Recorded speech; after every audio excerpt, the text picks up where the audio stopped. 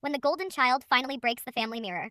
The house was too quiet, and in our place, silence is a red flag. So when I found my stepson Leo in the garage, standing over my daughter's science project, a delicate glass ecosystem she'd spent 3 months building, my stomach dropped, because he was holding a heavy wrench inches above the glass, while Maya stood backed into the corner, shaking. 10 years old with severe sensory processing issues where sudden crashes don't just startle her, they feel like physical blows. And when I said, Leo, put it down, with my heart hammering, he didn't look scared.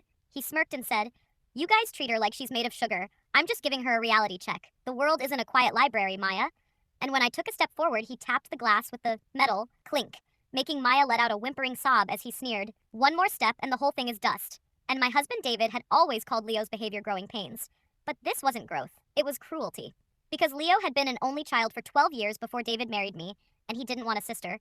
He wanted a target. And when Maya whispered, "Leo, please, I worked so hard," he snapped back, "Then you should have worked harder on not being so weak."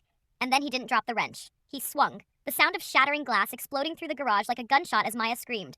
A raw, terrifying sound, collapsing to the floor and covering her ears as she went into a full meltdown, just as David ran in breathless, saw the glass, saw Maya on the ground, and then looked at Leo, who was actually laughing, saying, "I told you she overreacts, Dad. It's just glass." But David's face changed as he looked at the wreckage and then at his son. And for the first time, the golden boy mask didn't work, his voice turning to ice as he said, "That wasn't a reality check, Leo. That was an attack." And that night, David packed Leo's bags. No more excuses. No more second chances. Leo moving in with his aunt while his college fund is now paying for Maya's intensive private therapy. Because sometimes you have to break the mirror to finally see what's standing in front of you.